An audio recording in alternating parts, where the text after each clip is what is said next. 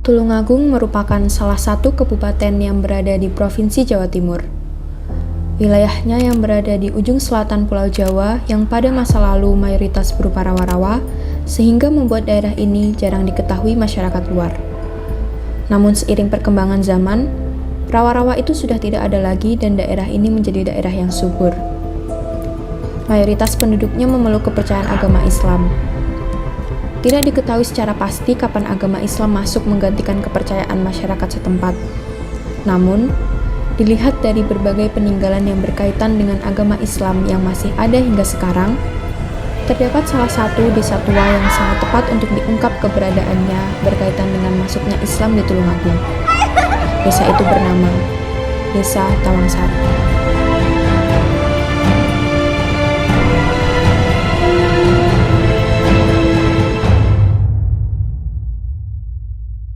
Desa Tawangsari secara administratif terletak di Kecamatan Kedungwaru, Kabupaten Tulungagung. Wilayah ini berbatasan langsung dengan Desa Winong, Desa Mangunsari, Desa Pelandaan, dan Desa Ketanon. Desa Tawangsari ini terbentuk dari sebuah desa perdikan yang merupakan anugerah dari Raja pada masa Mataram Islam. Pemberian anugerah ini tidak lepas dari peran serta salah satu tokoh penting, yaitu Kiai Haji Abu Mansur. Jadi Mbah Mansur itu putra Amangkurat keempat atau Amangkurat Jawi yang nomor 8. Kecil di sini terkenalnya Raden Kosim. Tapi kalau di sana BPH Raden Mastolo Diponegoro.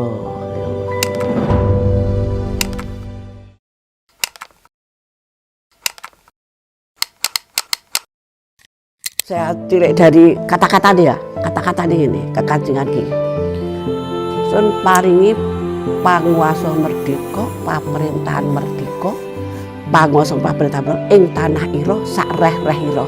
Berarti sudah ada. Kemungkinan itu dulu kan ada itu PB2 perang apa itu namanya? Sunan Kuning itu loh. Pacilan itu kan di antara Mas Garendi sama PB2 akhirnya itu Mangkubumi itu kan habis satu ikut-ikut itu dipecah jadi 2 akhirnya dunia Kartosuro dipecah dari Surakarta dan Yogyakarta. Nah, di sini itu ikut wilayah Jogja. Jadi sudah ada, nah di Yogyakarta memberikan hak otonomi kepada Niki. Pemerintah pada tanggal 4 Desember 1946 mengeluarkan Undang-Undang Nomor 13 Tahun 1946 yaitu tentang penghapusan desa-desa perdikan dan berdasarkan Pasal 4 Undang-Undang Nomor 13 Tahun 1946. Namun untuk Tawangsari, status perdikan tetap bertahan dan baru dilaksanakan penghapusan pada tahun 1979. Penghapusan status perdikan itu merupakan babak sejarah terakhir dari kekuasaan dan kejayaan para pemegang desa perdikan yang diwarisi sejak ratusan tahun silam. Syiar Islam di Tulungagung diawali dengan kedatangan Kanjeng Kiai Abu Mansur sekitar abad ke-18. Setelah memantapkan dirinya di daerah perdikan Tawangsari, beliau mulai berdakwah menyebarkan agama Islam di sana. Perdikan Tawangsari mengalami kemajuan, dibangun masjid sebagai sarana utama ibadah, gapura pintu masuk, madrasah, dan asrama untuk santri putra dan putri serta pendopo rumah tinggal bagi keluarga Kiai Abu Mansur. PB2 kesini, datang kesini. Ngapa kok milih neng pinggir kali, kok milih ini? Aku pengen ngediri pesantren. Kan dulu belum ada pondok, menganda pondok ada. Sing biyen ki saya nek wong nyuwito, ngerti suwito? Nyuwito derek. Ngabdi. Semua itu kesini belajar agama, akhirnya domisili di sini jadi orang. Nah, jadi banyak orang yang dari kana wong kulonan, saka kulonan. Nyantri derek ya nang derek karo ngaji akhirnya ya tuh domisili. Insya Allah masjid pertama Tulungagung, insya Allah masjid pertama kemungkinan ya ini masjid Tawangsari. Islam kok ndak ada ya ada, tapi individu-individu ya sudah ada. Tapi kalau Mbah Kiai Mansur kan ingin memerluas dakwah lah, dakwah Islam itu. Sampai saat ini pun, daerah Perdikan Tawangsari masih menjadi pusat pembelajaran yang tidak hanya sebagai wadah menuntut ilmu, namun juga sebagai upaya meneruskan perjuangan Kiai Abu Mansur. Salah satu pusat pembelajaran yang dikelola oleh keluarga Dalem yaitu Taman Kanak-kanak dan Sekolah Dasar Zumrotus Salamah. Pembelajaran Islam yang kami pakai dalam pembelajaran kita di TK ini, satu, kami wajib memakai bahasa Jawa di hari Rabu dan Kamis. Itu memakai bahasa Jawa, anaknya juga kalau ditanya menjawabnya juga dengan bahasa Jawa. Terus untuk lagu-lagu kami memang juga ada lagu-lagu khusus, lagu-lagu bahasa Jawa. Itu memang kita kenalkan. Lagu-lagu daerah, lagu-lagu Jawa itu dikenalkan. Maulud ya, maulud itu tiap malam 12 maulud, enggak boleh diganti lain. Terus itu tradisi-tradisi ratiban, tadarus tiap Jumat pagi, tiap tadarus. Terus apa ya, semua kegiatan-kegiatan tetap. Ini kayak Jumat itu anak ketek. Jumat itu kalau jam 11 ditabuh kentongane. Duk diang betul tabuh. Ngarani ketek. Lah aku terus nyuwun pirsa yang bapak niku napa tak iki mang ngeling-eling semua. Ndang-ndangan ben bodho mulih, ben ndang umbah-umbah engko digenyang masjid iki mang semua. Jadi jam 11 itu sudah ada ketek. Nanti iki mang Jumat ya. Jumatan itu lek Jumat. Kalau besok itu puasa, Iqbal tidur. Tuh, setelah traweh ya ditabuh neh, tidur lagi. Terus kalau besok lebaran ya tidur. Dung itu jadi tidur, bukan sang turu. Ini adalah silsilah dari keraton. Tapi yang dipasang ini adalah yang duplikat atau duplikasi, yang asli kita simpan. Di sini ada beberapa tulisan yang dipertebal, itu dinasti atau keraton Yogyakarta, Pakualaman dan Tawangsari ada di bawah. Kiai Abu Mansur atau Raden Qasim Tolo Diponegoro itu keturunan dari Kartosuro, putra dari Amangkurat IV yang menikahi Ibu Bandondari, putri dari Adipati Kudus, melahirkan Kiai Abu Mansur, putra nomor 8, dan di bawah itu ada Kiai Kanjeng Kiai Yusuf, Kanjeng Kiai Marwoto, dan seterusnya sampai di saya itu keturunan ke-6 dari Abu Mansur, 7 dari Amangkurat IV. Kemudian mengawali cerita dari pemberontakan yang ada di Kartosuro, pemberontakan pecinan, kurang lebih pada tahun 1700-an ya. Mbah Mansur keluar dari keraton membawa beberapa pusaka, kurang lebih ada 13, dan di sini ada salah satunya pusaka yang waktu itu dibawa dari keraton. Untuk landainya bukan hanya mata tombaknya, ada beberapa pusaka, salah satunya tombak Kiai Nungnang, ada wayang Pamegata Srijaya Ningrum, kemudian ada bedil sudut, ada pelana kuda emas, ada bende sora, ada Kiai Blorok, dan ada beberapa pusaka yang dibawa ke sini. Namun untuk saat ini hanya beberapa saja yang masih utuh dengan wujudnya, yang lain tidak tahu entah kemana. Belakang saya ada gedong sarean. Di sini menyebutkan sarean karena kita dari dulu-dulu itu diajarkan untuk meyakini bahwa orang-orang yang dimakamkan di sini atau dimanapun sebenarnya, jadi tidak mati tapi istirahat begitu. Jadi menyebutnya sarean sentono. Adapun sentono itu adalah istilah atau sebutan yang diberikan untuk keluarga keraton. Assalamualaikum. Isi dari gedung sarean ada 7. Yang paling sebelah kiri itu Nyai Lidah Hitam, yang di tengah adalah Mbah Kiai Abu Mansur, dan yang paling timur itu Putri Alap-Alap. Nah, yang di paling timur ini di batu nisannya ada inskripsi yang berbunyi, ini sudah hilang tulisannya, Pasarean Bendoro Rahaden Hayu Hageng Hengkang Hyang Kanjeng Sampean Dalem Tulungagung Kang Sapisan. Di sini ada inskripsi yang menyinggung kata Tulungagung yang pertama. Dan pintu sarehan kita lihat dari dalam. Nah, ini pintunya memiliki usia kurang lebih sudah 300 tahun. Ini masih asli, masih orisinal, belum diganti untuk pintunya. Nah, bisa kita lihat.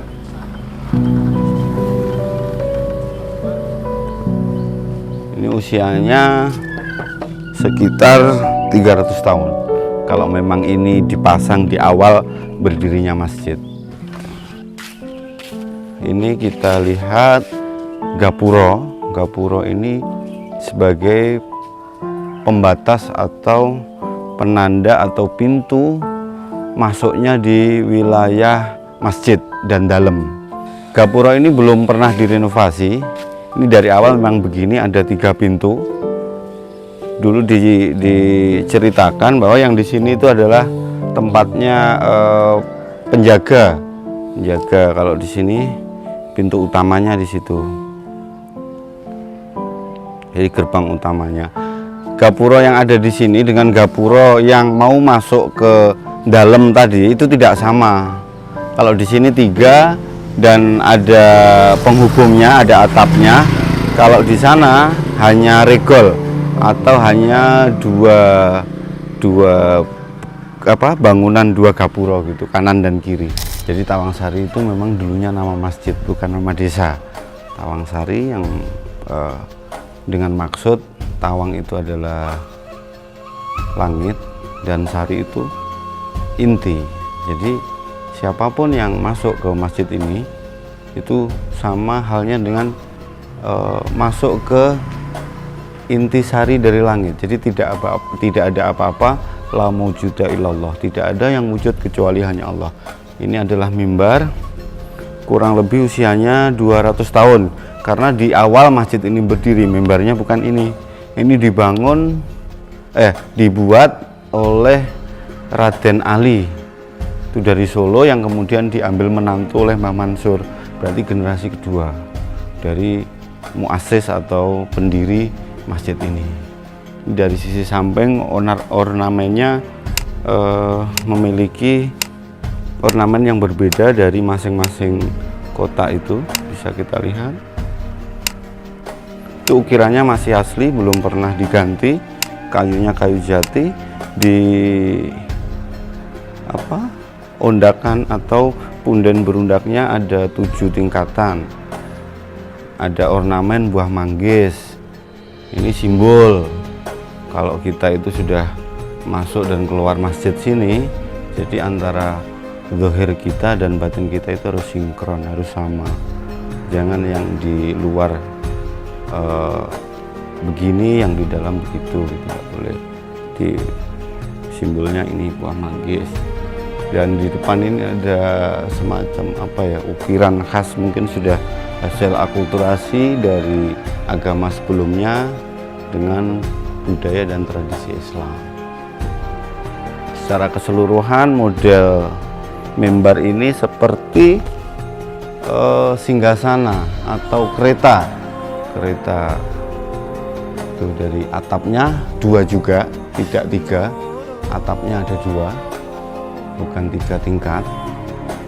Bangunan sekolah dulunya di sini adalah tempat di mana dilaksanakannya rampokan luwak atau melatih ketangkasan untuk membidik luwak yang dilepaskan itu. Dan kemudian di sini juga ada Siti Hinggil. Siti Hinggil itu tempat untuk berkumpulnya masyarakat, untuk berkumpulnya para santri, dan di ini tempat untuk latihan bela diri. Nah, tanding di sini dulu ada semacam lapangan, dan Siti Hinggil sekarang menjadi bangunan pendidikan seiring dengan berkembangnya zaman. Bangunan pondok dulunya memang berfungsi sebagai pondok. Dan kalau yang menjadi khas daerah sini, Kota Tawangsari, santrinya dulu itu tidak hanya santri dari luar, tapi warga masyarakat sekitar juga tinggal di sini, dan ini tempat untuk mengaji. Sebelahnya itu adalah rumahnya kiai atau tempat tinggal kiai. Nah, ini tidak dibangun di awal berdirinya Tawangsari, tidak, namun di generasi berikutnya yang diperuntukkan untuk mengaji dan juga melakukan tradisi-tradisi santri di sini. Tuh. Islam di Tulungagung diawali dan disebarkan oleh Abu Mansur bermula dari Tawangsari. Perjuangan yang dilakukan oleh Abu Mansur untuk melakukan syiar agama Islam di Tulungagung diwujudkan dengan pembangunan pondok pesantren dan pengajaran agama Islam kepada masyarakat. Hingga sekarang, Islam berkembang dan menjadi agama yang mayoritas dianut oleh masyarakat Tulungagung. Peninggalan-peninggalan berupa bangunan dan tradisi yang ada menunjukkan tingginya peradaban Islam di Tulungagung pada masa lalu. Ya, cita-citaku ingin itu bahasa Arabnya, bahasa hadisnya infadhu bi ahdi. Apa artinya? Infadhu meneruskan apa ada dalam bangsa. Jangan sampai dikurangi, yang bagus ditambah bisa. Kita bisa menambah, tapi jangan menghilangkan yang sudah ada. Yang sudah ada kita lanjutkan, ya bagus. Kita bisa menambah sesuai dengan situasi zaman sekarang.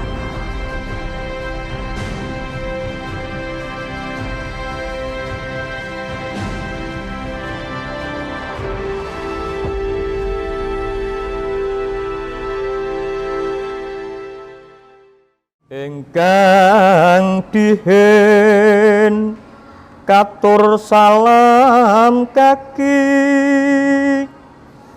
Abu Mansur paring ingsun ing sira panguwasa merdekane tanah turun temurun panguwasa sun paringi ingsun paring nawala perintah perdekanipun sing sapa ora ngestokno pidana kang tumiba kaki ingsun paring kuwasa dono iki unjukna mring Gusti bakal ingsun plaksanakno ana ing alun-alun madyane saking nayaka ingsun asma dalem mangku bumi dawuh dalem sinengkalan kala mangsa wujudipun dahat kala kang tumiba ya buta ngerik mangsa jalmi iki sinawala